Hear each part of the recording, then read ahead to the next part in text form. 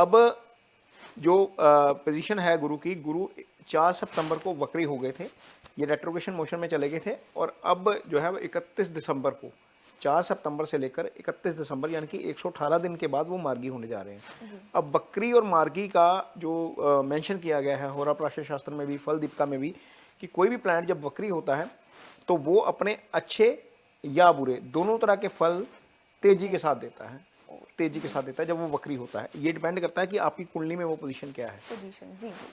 और जब वो ट्रांजिशन में आ जाता है, मान लीजिए किसी की कुंडली में गुरु की दशा चल रही है और गुरु खराब पोजीशन में बैठे हुए हैं, 6, 8, 12 में है, और इस बीच वो वक्री हो गए, वो पहले से खराब पोजीशन में थे, महादशा भी चल रही थी। मान लीजिए वृष राशि की कुंडली है, तो वृष राशि की कुंडली में गुरु अष्टम भाव के स्वामी हो जाते हैं, तो अष्टम भाव के फल करेंगे और वो तेजी से करना शुरू कर देंगे। मान लीजिए को कुंडली जो है वो इस समय जो मेष राशि के ऊपर जो है वो शुभ चल रहा है, मान लीजिए मीन राशि की कुंडली है, तो मेष राशि में गुरु का इस समय गोचर चल रहा है, वो शुभ गोचर है, और यदि मीन राशि के लिए इस समय दशा या अंतरदशा गुरु की चल रही है तो वो दशम भाव की और लगन की चल रही है, तो वो अच्छे फल कर रही है, अच्छे ज़्यादा अच्छे होने शुरू हो जाएंगे जब वो वक्री होते हैं। तो ये डिपेंड करता है कि आपकी कुंडली में पोजीशन क्या है, ये वक्री और मार्गी की अवस्था है। अब गुरु की अच्छी पोजीशन मैं कहूँगा, क्योंकि गुरु नेहा 22 अप्रैल को गोचर हुए 2023 में जी। उस समय गुरु जो थे वो राहु केतु एक्सिस में थे, यानी कि मंगल की राशि में आ गए, अपने मित्र की राशि में आ गए, लेकिन वो स्वतंत्र रूप से काम नहीं कर पा रहे थे जी। इस बीच 4 सितंबर को वो वक्री हो गए। 4 सितंबर को वक्री हुए तो राहु का ट्रांजिशन अगले भाव में हो गया, यानी कि वो मीन राशि में चले गए, गुरु की मीन राशि में चले गए, लेकिन गुरु अभी भी स्वतंत्र हैं लेकिन वक्री अवस्था में है।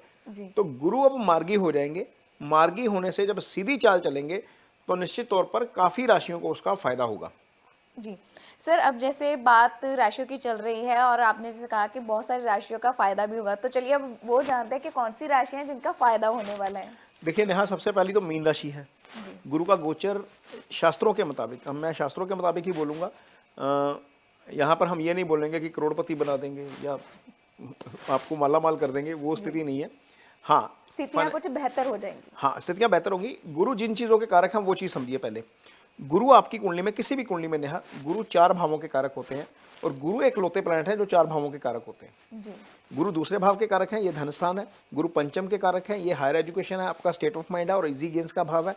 गुरु 9वें भाव के कारक हैं, वो भाग्य स्थान है। गुरु 11वें भाव के कारक हैं, वो आय स्थान है। जब इतने शुभ भावों का कारक, यानी कि दूसरा धन भाव, भाग्य स्थान, पंचम, दोनों त्रिकोण का कारक, 11वें भाव का कारक जब मार्गी हो जाए, जब उनकी चाल सीधी हो जाए, तो आप इमेजिन करिए कितने लोगों को किस तरह का फायदा होगा। तो ये एक स्थिति है। तो सबसे पहली राशि नेहा जो वो है वो मीन राशि है, क्योंकि गुरु का गोचर दूसरे भाव में शुभ होता है। दूसरे भाव में जब गुरु बैठते हैं, शुभ में मैं बताता हूँ क्यों होता है, उसका लॉजिक है। जब दूसरे भाव में गुरु बैठते हैं, वो धन भाव में बैठते हैं, उसी भाव के वो कारक हैं। तो दूसरे भाव में बैठे गुरु की एक दृष्टि जाएगी सीधी पंचम वाली, छठे भाव के ऊपर। छठा भाव क्या है? लगन का वो छठा है, जहाँ से हम रोग ऋण शत्रु देखते हैं, उसके ऊपर दृष्टि पड़ेगी। तो जिन लोगों को कर्ज की प्रॉब्लम है, जिन लोगों को समस्या आई है, पैसा अटका हुआ है, जिन लोगों का लिटिगेशन चल रहा है, वहाँ पर अब राहत मिल सकती है अगले 120 दिन, 31 दिसंबर से लेकर, यानी कि इनका नया साल अच्छा शुरू होने वाला है। जो मीन राशि के जातक हैं, 31 दिसंबर तक रोग ऋण शत्रु, इन 3 चीज़ों के ऊपर इंप्रूवमेंट हो सकती है। अब गुरु जब दूसरे भाव में बैठते हैं तो 7वीं दृष्टि जाती है अष्टम भाव के ऊपर, वो सीक्रेसी का भाव है। अष्टम भाव सडन दुर्घटना का भाव है, सडन प्रॉफिट का भी वही भाव है, सडन लॉस भी वहीं से आता है। तो अष्टम भाव से संबंधित सारे सिग्निफिकेंस जो है वो थोड़े से पॉजिटिव हो जाएंगे। अब दूसरे भाव में जब गुरु बैठे हैं तो 9वीं दृष्टि जाएगी कर्म स्थान के ऊपर। इसका मतलब यह है कि दूसरे भाव में जब गुरु बैठते हैं तो ट्रायंगल को एक्टिवेट कर देते हैं, इसको अर्थ ट्रायंगल बोलते हैं एस्ट्रोलॉजी की भाषा में। जब 10वें भाव का ट्रायंगल एक्टिवेट होता है, त्रिकोण भाव जिसको बोलते हैं, तो वो अर्थ ट्रायंगल है। तो अर्थ ट्रायंगल के एक्टिवेट होने का मतलब यह है कि आपका काम बढ़ सकता है। भले ही आप नौकरी कर रहे हैं, वहां पर प्रमोशन के योग हो सकते हैं। यदि आप कारोबार कर रहे हैं तो कारोबार में वृद्धि हो जाएगी, क्योंकि गुरु अब अपने मित्र मंगल की राशि में स्वतंत्र रूप से मार्गी अवस्था में काम करने के लिए तैयार हैं, और वो उसके अच्छे फल निश्चित तौर पर करेंगे। तो ये जो मीन राशि है उसके जातकों के लिए, हाँ नेहा, जिन लोगों को काम नहीं है, जो जो लोग नौकरी ढूंढ रहे हैं, जो नौकरी करना चाहते हैं, आगे जाकर अपने रिज्यूम फाइल कर रहे हैं, लेकिन वो स्थिति नहीं आ रही, कोई इन्विटेशन नहीं आ रहा, कोई कॉल नहीं आ रहा, वहां पर गुरु की पोजीशन अब क्या करेगी, गुरु दूसरे भाव में है, दूसरा दशम का पंचम है। जी। तो जब दूसरे भाव में गुरु गोचर कर रहे हैं तो निश्चित तौर पर वहां पर उन लोगों को नई नौकरी मिल सकती है जो पहली बार जॉब ढूंढना चाहते हैं, जो पहली बार जॉब करना चाहते हैं। अर्निंग का नया सोर्स, कोई अर्निंग का कोई सोर्स खुल सकता है, जिनकी पहली अर्निंग का मौका है। तो ये मीन राशि के जातकों के लिए गुरु का जो 120 दिन का ये टाइम होगा, ये वो टाइम लेकर आएगा। यानी कि मोटे मोटे तौर पर हम बात करें तो इकोनॉमिकल पोजीशन, फाइनेंशियल पोजीशन, उनकी जॉब की स्थिति या उनके कारोबार की स्थिति बेटर होगी। ये मोटा मोटा विश्लेषण है मीन राशि के जातकों के लिए। बाकी रोग ऋण शत्रु से तो मुक्ति मिलेगी, यदि केस चल रहा है तो वो भी हल हो जाएगा। हल हो जाएगा जी। तो अगली राशि नेहा जहां से पंचम भाव में गोचर होगा, क्योंकि गुरु का गोचर दूसरे और पांचवें, सातवें, नौवें, 11वें 5 भावों में अच्छा होता है, शुभ माना जाता है। दूसरी राशि जिसके लिए पंचम भाव में गोचर होगा गुरु का, वो है यदि हम इसको कैलकुलेट करते हैं तो वो बनती है आपकी गुरु की ही धनु राशि। क्योंकि जब धनु राशि लगन में होगी तो मेष राशि पंचम भाव में आ जाएगी। तो धनु राशि, गुरु की 2 राशियां, यानी कि धनु भी और मीन भी, मीन के लिए भी अच्छा, उसके लिए भी अच्छा, धनु के लिए भी अच्छा। तो धनु राशि के लिए गुरु पंचम भाव में बैठे हैं। पंचम में उनके मित्र की राशि है मंगल की। धनु राशि के लिए मंगल मित्रवत की तरह फल करते हैं। तो पंचम में जब बैठते हैं तो पंचम का फल क्या है नेहा, जो हमने बताया जी। कि पंचम का फल है इजी गेन्स, धन वहां से आएगा। क्योंकि पंचम में जब गुरु बैठेंगे तो सीधा 11वें को एक्टिवेट करेंगे सप्तम भाव से, सप्तम दृष्टि से। तो 11th हाउस क्या है, एलिवेशन का भाव है। 11th हाउस से आपको तरक्की मिलती है लाइफ में। आप भले ही जॉब में हैं, एलिवेशन, भले ही बढ़ोतरी का भाव है, वृद्धि का भाव है, भले ही आपकी फैमिली में वृद्धि की बात कर लीजिए। यानी कि धनु राशि के जो जातक जो एक्सपेक्ट कर रहे हैं कि आने वाले दिनों में फैमिली प्लानिंग करनी है, उन्होंने, उनके यहाँ पर कोई चल रहा है, प्रेगनेंसी का इशू चल रहा है, तो निश्चित तौर पर अगले 4 महीने ऐसे हैं जहाँ पर गुरु वो जो है वो संतान दे सकते हैं सबसे पहले, क्योंकि वो संतान वाले भाव में बैठे हैं, वृद्धि वाले भाव में देख रहे हैं। गुरु की दृष्टि जा रही है एक नेहा भाग्यस्थान के ऊपर। इसका मतलब यह है कि वो भाव जो है वो अध्यात्म का भाव है, वो एक्टिवेट हो गया। गुरु उस भाव के कारक हैं खुद, वो एक्टिवेट होगा। तो अध्यात्म वाले भाव के एक्टिवेट होने का मतलब यह है कि धार्मिक जो जर्नीज है ना, यात्रा है, वो हो सकती है। आप अध्यात्म की तरफ जा सकते हैं, थोड़ा स्पिरिचुअली आपका इंक्लिनेशन हो सकता है। स्पिरिचुअली मैं इसलिए बोल रहा हूँ क्योंकि जब पंचम में बैठेंगे तो एक दृष्टि लगन के ऊपर भी जाएगी। जब लगन के ऊपर जाएगी तो बंदा वैसे ही, जब चंद्रमा के ऊपर गुरु की दृष्टि है, लगन के ऊपर की गुरु की दृष्टि है, तो जो व्यक्ति है, जो जातक है, उसका स्वभाव वैसे ही धार्मिक हो जाता है। तो धर्म अध्यात्म वाले भाव के ऊपर भी, लगन के ऊपर भी जब गुरु की दृष्टि है तो निश्चित तौर पर उसका फायदा होगा। पॉजिटिविटी आएगी, अर्निंग्स तो बढ़ेगी। जिनको दरकार है प्रमोशन की, वो प्रमोशन हो सकता है। जिनको पॉलिटिकल पोजीशंस जो है वो पोजीशंस की दरकार है, उनको पॉलिटिकल पोजीशंस भी मिल सकती है। नेहा आने वाले 4 महीनों में ही, जब ये गुरु मार्गी होंगे 31 दिसंबर को, आने वाले 4 महीने में ही देश का पॉलिटिकल एनवायरनमेंट जो है वो पूरा हीटअप होगा। अब देखेंगे कि बहुत सारी पॉलिटिकल पार्टीज जो हैं वो अपने एमपीज की टिकट काटेंगी, बहुत सारी एमपीज को टिकट देंगी। तो वो जो दौर है, क्योंकि इलेक्शन वाला दौर आना है, आगे जाकर गुरु का ट्रांजिट 30 अप्रैल को होने जा रहा है, और वो इन द मीनवाइल सारा प्रोसेस होगा इलेक्शन का, क्योंकि मई में तो रिजल्ट आ जाएंगे। इलेक्शन का कोड लगने जा रहा है रफली फरवरी एंड वीक या मार्च फर्स्ट वीक। तो जब इलेक्शन का कोड लगेगा तो गुरु इन राशियों के जातक जो पॉलिटिकल फील्ड में है वहां पर उनका फायदा करवा सकते हैं। बहुत सारे लोगों की टिकटें कटेंगी, बहुत सारे सरप्राइज खट्टर जैसे सीएम जैसे बने थे मनोहर लाल खट्टर जी, वैसे ही राजस्थान के खट्टर उन्होंने निकाल दिए हैं, छत्तीसगढ़ के निकाल दिए हैं, एमपी के निकाल दिए हैं। तो बहुत सारे बड़े सरप्राइजेस देखने को मिलेंगे देश की पॉलिटिक्स में भी। तो ये चीजें जो हैं वो दिसंबर से लेकर अप्रैल के बीच होंगी, 31 दिसंबर से लेकर अप्रैल तक। तो ये सिर्फ धनु राशि के जातकों के लिए मैं बोल रहा हूँ। अगली राशि नेहा जो है जिनके लिए गुरु अच्छा फल करेंगे वो है तुला राशि। तुला राशि, क्योंकि तुला राशि के लिए गुरु सप्तम में गोचर करेंगे। अब सप्तम क्या है नेहा, सप्तम बेसिकली पार्टनर का भाव कहा जाता है, लेकिन सप्तम भोग स्थान है। किसी भी तरह का भोग लाइफ में सप्तम से ही आता है।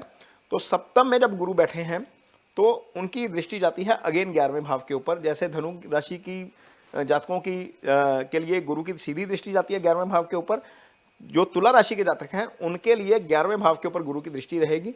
गुरु 11वें भाव को एक्टिवेट करेंगे। एलिवेशन जो है वो हो सकती है, तरक्की हो सकती है, पॉलिटिकल फील्ड में भी हो सकती है, प्रोफेशनल में भी हो सकती है। वो आय स्थान है, वहां पर आय वृद्धि भी हो सकती है। तो निश्चित तौर पर तुला राशि is one of the luckiest sign जिनको इसका फायदा होगा गुरु के इस गोचर का। गुरु जब सप्तम बैठते हैं तो सीधा या तो सातवीं दृष्टि से लगन को देखेंगे, चंद्रमा को देखेंगे। आप कुछ भी मान सकते हैं, लगन भी मान सकते हैं, चंद्रमा भी मान सकते हैं। तो चंद्रमा को जब गुरु देखेंगे तो पॉजिटिव हो जाता है व्यक्ति। जैसे पंचम में बैठकर लगन को देखते हैं, वैसे सप्तम में बैठकर भी लगन को देखेंगे तो पॉजिटिविटी आती है, उससे आपको काफ़ी फायदा होता है। निश्चित तौर पर जब आप पॉजिटिव माइंड के साथ काम करते हो तो आपके रिजल्ट्स जो है वो अच्छे हो जाते हैं। तो नेहा, यहाँ पर जब गुरु बैठते हैं तो तीसरी दृष्टि उनकी तीसरे भाव के ऊपर जाती है, यानी कि भाइयों से फायदा हो सकता है, भाइयों को फायदा हो सकता है। वो सिबलिंग्स का भाव है, वो आपके पराक्रम का भाव है। जिस चीज को करने के लिए अब तक आप कंफ्यूज हो रहे थे, आप डर रहे थे, वहां पर आप पूरी कमिटमेंट के साथ, पूरी डिटर्मिनेशन के साथ फैसले लेंगे, चाहे वो आपकी प्रोफेशनल लाइफ का फैसला है, चाहे वो पर्सनल लाइफ का फैसला है। तो वहां पर चीजें जो है वो आपके लिए बहुत बेटर हो जाएंगी। सप्तम गुरु का ट्रांजिट नेहा शादी भी करवाता है जी। जब गुरु सप्तम में बैठे तो सप्तम एक्टिवेट हो जाएंगे। खासतौर पर महिलाओं के लिए गुरु हस्बैंड के कारक होते हैं। तो वहां पर जो सिंगल बैठे हैं, जिनको लगता है कि अभी शादी नहीं हुई है, तो वो 4 महीने का वो पीरियड ऐसा हो सकता है जिस दौरान शादी का भी योग बन सकता है। तो ये चीजें गुरु का गोचर जो है वो करवाएगा तुला राशि के जातकों के लिए। वो सप्तम में गोचर कर रहे हैं। आगे 9वें भाव से किन के लिए गोचर करेंगे वो देखते हैं कि 9वें भाव में जब गुरु आएंगे तो ये सिंह राशि के जातकों की स्थिति है। सिंह राशि के जातकों के लिए 9वें भाव में आ जाएंगे। तो 9वें भाव में गुरु का गोचर करना, भाग्य स्थान में गुरु का गोचर, भाग्य स्थान कुंडली का सबसे बेस्ट स्थान होता है। 12 भाव होते हैं, 12 भावों में से 9वां भाव सबसे अच्छा भाव माना गया है और वो गुरु उस भाव के कारक हैं। यदि हम काल पुरुष की कुंडली बनाते हैं तो गुरु उस भाव के स्वामी भी हो जाते हैं। तो वहां पर जिस भाव के कारक गुरु हैं, वहां पर गुरु की स्थिति गोचर में, वहां पर बैठेंगे तो सीधा पंचम दृष्टि से लगन को देखेंगे। अगेन देखिए, सारी स्थितियों में गुरु त्रिकोण में जो एक्टिवेट कर रहे हैं, मैक्सिमम केसेस में आप देखेंगे पंचम, सप्तम, नवम जब बैठते हैं तो लगन को एक्टिवेट जरूर करते हैं। वो भले ही 5वीं दृष्टि से कर रहे हैं, वो भले ही 9वीं दृष्टि से 7वीं दृष्टि से कर रहे हैं। यहाँ पर 5वीं दृष्टि से लगन को एक्टिवेट करेंगे तो व्यक्ति पॉजिटिव हो जाएगा। पॉजिटिव चीजें जो है वो माइंड में आएंगी। आप पूरी जो है वो कमिटमेंट के साथ काम करेंगे और नेगेटिविटी थोड़ी सी इग्नोर होएगी। और ये 24 में बहुत अच्छी स्टार्टिंग होगी इनके लिए, सिंह राशि के जातकों के लिए।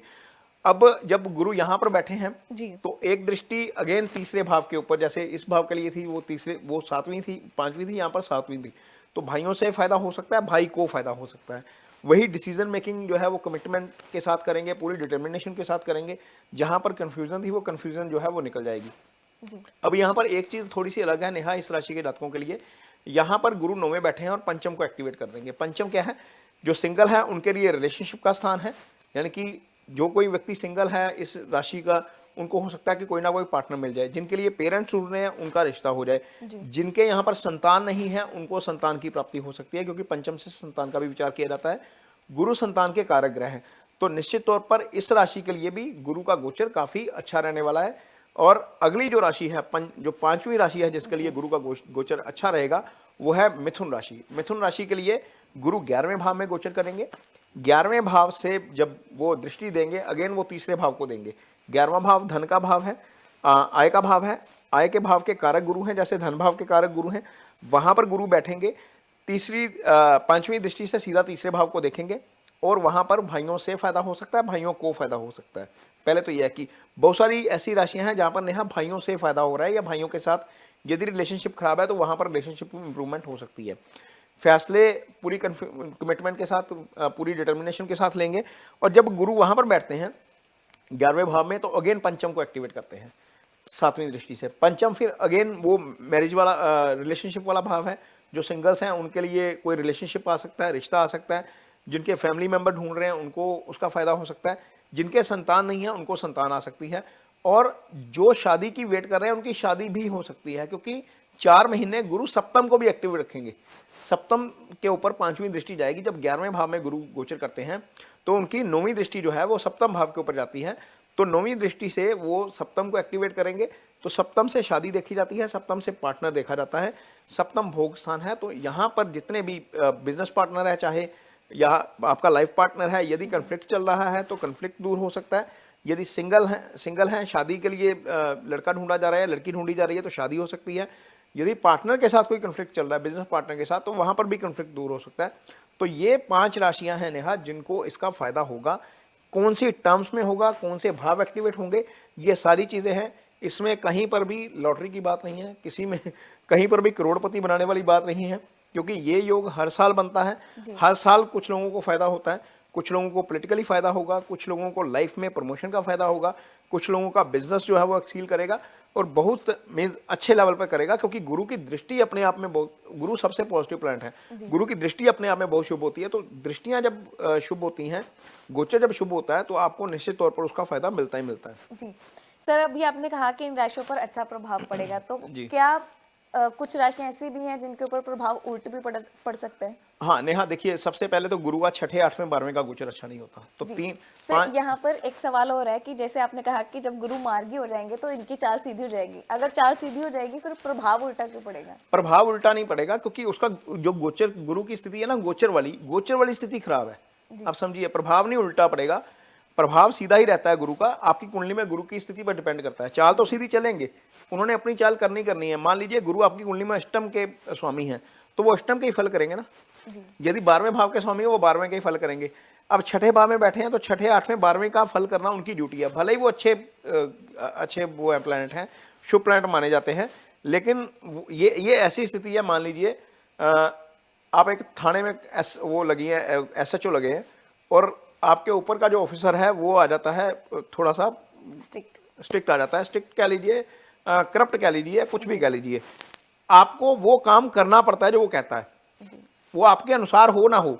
अब आपकी भूमिका वो है कि आप 6ठे में बैठे हो, आपको 6ठे के फल करने पड़ेंगे। आप अष्टम में बैठे हो, आपको अष्टम के फल करने पड़ेंगे। अब 12वें में बैठे हो, आपको 12वें के फल करने पड़ेंगे। हालांकि आप शुभ ग्रह हो, लेकिन इसके बावजूद आपको वो फल करने पड़ेंगे। इस कारण नेहा बहुत सारी कुंडलियों में गुरु की महादशा में भी बहुत एडवर्स रिजल्ट मिलते हैं। मैंने देखा है, जहां पर गुरु अष्टम के स्वामी हो जाते हैं, वहां पर वो अपनी दशा में ही डिजास्टर कर देते हैं। तो ये डिपेंड करता है कि आपकी कुंडली में स्थिति क्या है गुरु की। लेकिन 6ठे भाव से गुरु का गोचर अच्छा नहीं है, और जिन लोगों के इस समय 6ठे भाव से गुरु का गोचर होगा, उनमें सबसे पहली जो राशि है वो वृश्चिक है। वृश्चिक राशि के लिए गुरु का गोचर अच्छा नहीं है, क्योंकि 6ठे भाव में गोचर हो रहा है, और वृश्चिक राशि के लिए गुरु दूसरे भाव के स्वामी बनते हैं। अपने भाव से तो पंचम जाएंगे, लेकिन राशि से 6ठे आ जाएंगे। राशि से 6ठे जाना अच्छा नहीं है। 6ठे गोचर कर ही रहे हैं रादर। हालांकि गुरु की दृष्टि रहेगी दशम भाव के ऊपर, वहां पर चीजें ठीक रहेंगी, दृष्टि ठीक रहती है, लेकिन ओवरऑल गोचर उनके लिए अच्छा नहीं है। रोग ऋण शत्रु के लिहाज से स्थिति अच्छी नहीं है। और वृश्चिक राशि नेहा ऐसी राशि होती है जहां पर दूसरे भाव में गुरु की धनु राशि आ जाती है, गुरु मार्केश हो जाते हैं। पंचम भाव में गुरु की जो है मीन राशि भी होती है, लेकिन कोई भी ग्रह है, भले ही गुरु है, भले ही शुक्र है, भले ही बुध है, ये सारे ग्रह जो हैं, भले ही शनि है, अपनी मूल त्रिकोण राशि का फल ज्यादा करते हैं। तो मूल त्रिकोण राशि मारक स्थान में है, गुरु मारक स्थान का फल कर सकते हैं। बीमारी, लिटिगेशन, एलिगेशन, कर्जे वाली स्थिति आ सकती है। ये गोचर वृश्चिक राशि के लिए अच्छा नहीं है, क्योंकि 6ठे भाव का गोचर है। तो ये स्थिति थोड़ी सी ध्यान में रखनी पड़ेगी जी। तो सर सिर्फ एक वृश्चिक राशि है? नहीं, इसके अलावा भी 2 राशियां हैं जिनके अष्टम में गोचर होगा। कन्या राशि है, उनके अष्टम में गोचर हो जाएगा। अष्टम में गोचर भी अच्छा नहीं है, क्योंकि जब अष्टम में गोचर करेंगे तो रोग, दुर्घटना, लंबी बीमारी अष्टम से आती है, चोट चपट अष्टम से आती है, दुर्घटना अष्टम से आती है, सीक्रेसी आपकी अष्टम से आती है। यहाँ पर इन सेक्टर्स में, इन एरियाज ऑफ लाइफ में प्रॉब्लम हो सकती है। वहाँ पर इनको ड्राइविंग ध्यान से करनी चाहिए। सबसे पहले तो अपने पासवर्ड सिक्योर रखने चाहिए, कहीं लीक ना हो जाए, कहीं सीक्रेसी लीक ना हो जाए। यहाँ आजकल बहुत सारी ऐसी कंप्लेंट्स आ रही हैं। हमने 2023 का डाटा देखा है national crime record control record bureau का, तो जो जंप आया है साइबर क्राइम की कंप्लेंट्स में, वो बहुत ज़्यादा है। 25% केसेस इसी साल बढ़ गए हैं। तो ये इसी तरह के केसेस हो जाते हैं जब आपकी सीक्रेसी लीक हो जाती है, आपके पासवर्ड लीक हो जाते हैं। तो वहाँ पर कन्या राशि के जातकों के लिए अष्टम के जो सिग्निफिकेंस है वो एक्टिव हो जाएंगे। वहाँ पर आपको थोड़ा सा ध्यान रखना पड़ेगा इन एरियाज़ के बारे में। ड्राइविंग जरूर स्लो करें। कोई प्रॉब्लम होती है तो डॉक्टर की बात माने, नहीं तो वो बीमारी लंबी खींच सकती है, क्योंकि अष्टम लंबी बीमारी का भाव होता है। अगली राशि नेहा जिसके लिए अच्छी नहीं है ये चीज़, वो है वृष राशि। वृष राशि के लिए 12वें गोचर करेंगे गुरु। 12वें का गोचर अच्छा नहीं है। अब 12वें से क्या आता है? बेड कंफर्ट्स 12वें से आते हैं, खर्चे सारे 12वें से आते हैं। खर्चे अनएक्सपेक्टेडली बढ़ सकते हैं इस राशि के जातकों के लिए। इनको इस तरफ ध्यान रखना चाहिए।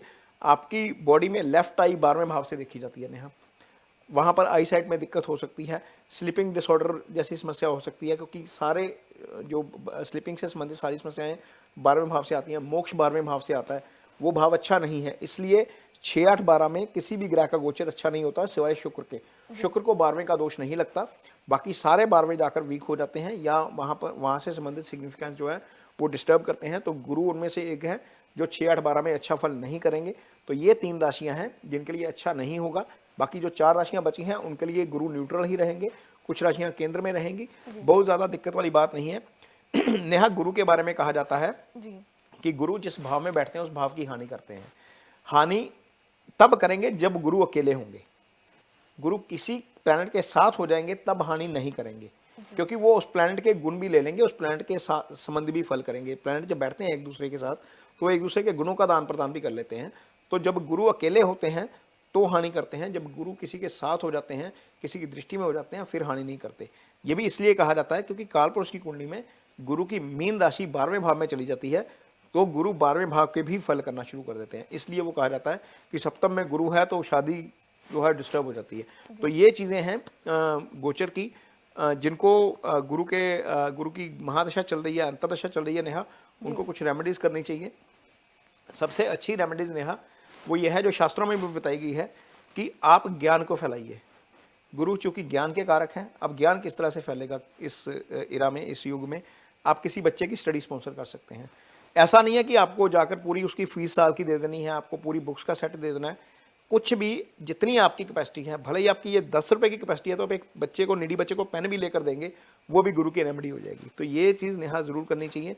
दूसरा जो बेस्ट रेमेडी जो शास्त्र बताते हैं, एक पेड़ जरूर लगाना चाहिए, फलदार पेड़। जो पेड़, सिंपल पेड़ लगाना वो बुद्ध की रेमेडी है, फलदार पेड़ लगाना गुरु की रेमेडी है। यदि हम फलदार पेड़ लगाते हैं, कोई उसकी सेवा करते हैं, तो गुरु के सारे सिग्निफिकेंस आपको एक्टिव हो जाते हैं, गुरु आपको लिए अच्छा फल करते हैं। जिनकी कुंडली में गुरु वीक है, वैसे भी तो केले की सेवा करते हैं ना, केले के पेड़ की, तो केला जो है वो, केले का पेड़ जो है वो फ्रूट ही है ना, तो कोई भी फ्रूट का पेड़ लगाइए। फ्रूट का पेड़ लगाने भर से ही गुरु की सेवा हो जाती है, क्योंकि गुरु फलदार पेड़ों के कारक हैं, बुद्ध वैसे ही हरियाली के कारक हैं। तो ये रेमेडीज ली जा सकती हैं जिनका गुरु कुंडली में वीक है। जी, यानी कि ये ओवरऑल जानकारी है कि जब बृहस्पति या गुरु ग्रह जो है मार्गी होने जा रहे हैं, तो सारी जानकारी हमने दी है कि किन के लिए अच्छा रहेगा और किन के लिए थोड़ा सा खराब फल कर सकता है, या किन के लिए न्यूट्रल रहेंगे, साथ में रेमेडीज भी। तो आप इस पूरे एपिसोड को सुन सकते हैं हमारे पेज कुंडली टीवी पर जाकर भी।